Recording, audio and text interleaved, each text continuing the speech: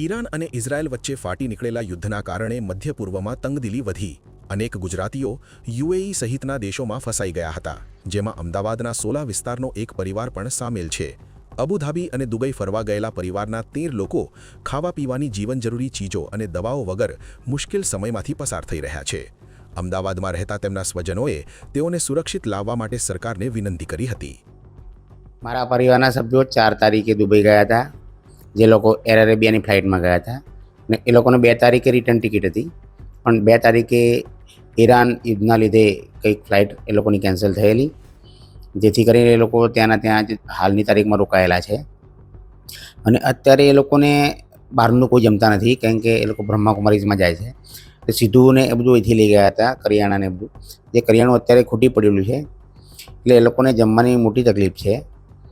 બીજું, એ લોકો હોટલમાં બી જે રોકાયા હતા 2 તારીખ સુધીનું જ હતું, 2 તારીખ પછી બી એમને એક્સટેન્ડ કરવા પડ્યું છે, જોકે એમને 2 દિવસ એક્સટેન્ડ કરી આપ્યું છે। આ લગભગ 11 માણસો સિનિયર સિટીઝન છે અને 2 છે યુવાનો છે।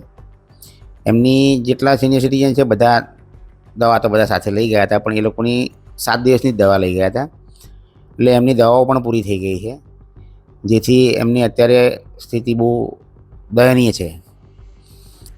જેથી કરીને આપણી ગવર્મેન્ટ આપણા પ્લેનો ડાયરેક્ટ ત્યાંથી મોકલે, કાં તો ત્યાંની ગવર્મેન્ટને કહે કે ભાઈ એ લોકો પ્લેન ચાલુ કરે તો વહેલી તકે એ લોકો ઇન્ડિયા આવી શકે। એ જ્યારે એટેક થયો ઈરાનનો, તો એટેક તો એ લોકોને અબુધાબી ઉપર થયો છે, એ બી અમેરિકન એમ્બેસી ઉપર। એ વખતે એ લોકો ત્યાં અબુધાબીમાં જ હતા, એ લોકો ફરવા ગયેલા એક દિવસ માટે। ત્યાંથી એ લોકો પછી એના દિવસે જ્યારે એટેક થયો એના 2-3 કલાક પછી ત્યાંથી રિટર્ન થઈ ગયા હતા। રિટર્ન થયા પછી એ લોકો દુબઈમાં આવ્યા। દુબઈમાં આવ્યા પછી ભાઈ જે ગવર્મેન્ટ વાત કરે છે કે ભાઈ દુબઈની ગવર્મેન્ટ કે અબુધાબીની ગવર્મેન્ટ એમને ફ્રી ઓફ કોસ્ટ રહેવાનું આપે છે, એમાંનું ત્યાં કશું જ નથી। જ્યાં રોકાયા છે ત્યાં હોટલવાળાને વાત કરી, તો હોટલવાળાએ એવું કહ્યું કે અમારી પાસે એવો કોઈ પરિપત્ર આવ્યો નથી કે અમે તમને ફ્રી રહેવાનું આપી શકીએ, તમારે પૈસા રહેવું હોય તો પૈસા પહેલાં એડવાન્સમાં પે કરવા પડશે, તો જ અમે તમને રહેવા દઈશું। બીજું, એ લોકોએ તપાસ કરાવડાવી તો કંઈક એવું સાંભળવા મળ્યું કે ભાઈ અબુધાબીની સરકારે એવું જાહેરનામું બહાર પાડ્યું છે કે ભાઈ અબુધાબીમાં એટેક થયો છે, તો અબુધાબીમાં જે લોકો રોકાયેલા છે એ લોકો માટે કંઈક એ લોકોએ ફ્રી કોસ્ટ રહેવાની સગવડ કરેલી છે।